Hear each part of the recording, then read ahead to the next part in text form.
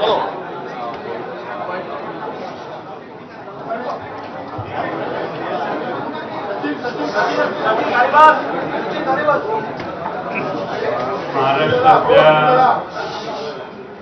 बहुतेक सगळ्या विरोधी पक्षांच्या वतीने मी आपल्या मुंबईच्या सगळ्या पत्रकारांचे मीडियाचे स्वागत करतो। अपुऱ्या जागेमुळे ही जागा बदलून चव्हाण सेंटरला आणावी लागली आणि त्यामुळे आपलाही थोडासा गोंधळ झाला।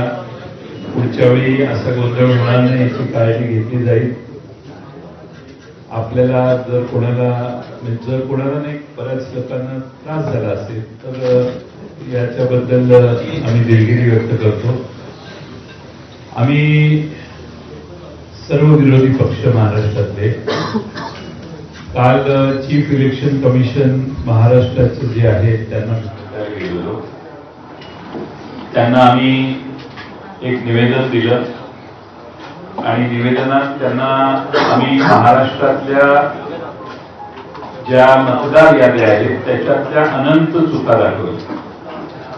अनंत चुका दाखवल्यानंतर त्या ठिकाणी सीओ यांनी आम्हाला असं आश्वासित केलं की केंद्रीय निवडणूक आयोगाला तुमचं हे सगळं म्हणणं आम्ही पाठवतो, या याद्या दुरुस्त करण्यासाठी आम्ही लवकरात लवकर सुरुवात करू।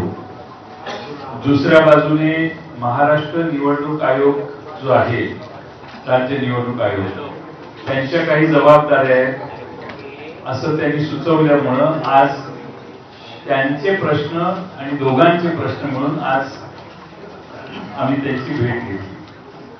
कालच्या प्रमाणे सर्वच विरोधी पक्ष नेते त्या ठिकाणी गेले। काही महत्वाचे एव्हिडन्सेस आम्ही दाखवले, काही पुरावे त्यांना दाखवले आणि त्या पुराव्याच्या सहित आम्ही आज त्यांना काही माहिती दिली। या पुराव्याच्या बरोबरच आम्ही त्यांना पत्रही दिलेलं आहे।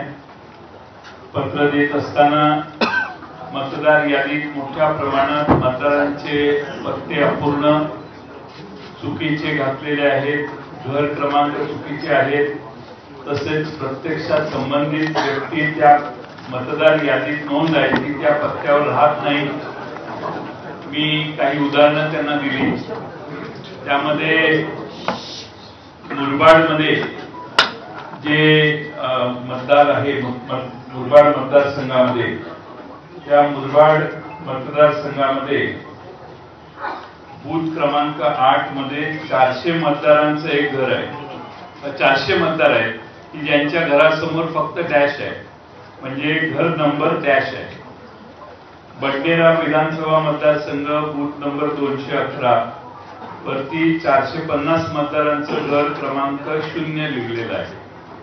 कामठी विधानसभामध्ये देखील 867 मतदारांचं घर निरंक आहे, घर नंबरच नाही। बऱ्याच ठिकाणी दुबार मतदार नोंदवण्यात आलेले आहेत, म्हणजे एका व्यक्तीला 8-8, 5-5, 4-4 वेळा